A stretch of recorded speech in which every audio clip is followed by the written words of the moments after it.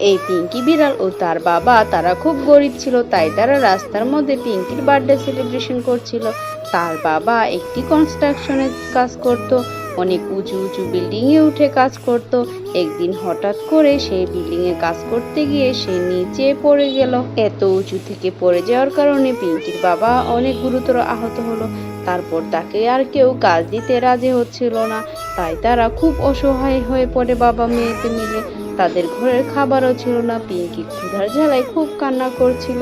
পিঙ্কির বাবা যখন পিঙ্কির জন্য রুটি কিনতে গেল, তখন তার মাথায় একটি আইডিয়া চলে এলো। সে তো রুটি দিয়ে অনেক ভালো একটা ব্যবসা করতে পারে, তাই সে হটডগ বানিয়ে সে হটডগগুলো বিক্রি করতে থাকলো।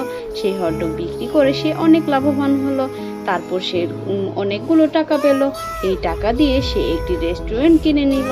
তাদের দিন খুব ভালোই চলছিল। এইবার পিঙ্কির বাবা খুব খুশি মনে অনেকগুলো বাজার করে বাড়ি ফিরছিল। সামনে একটি সুপার শপ দেখে পিঙ্কির জন্য অনেকগুলা গিফট কিনে নিয়ে গেল। পিঙ্কি তো সেই গিফটগুলো দেখে খুবই খুশি হয়ে গেল। দেখেছো বন্ধুরা, বিপদে কিভাবে হতাশ না হয়ে ঘুরে দাঁড়াতে হয় সেটি পিঙ্কির বাবা দেখিয়ে দিল। তোমরা এখনো লাইক সাবস্ক্রাইব করোনি? দেখো পিঙ্কি কান্না করছে, প্লিজ তাড়াতাড়ি সাবস্ক্রাইব করে দাও এখনই।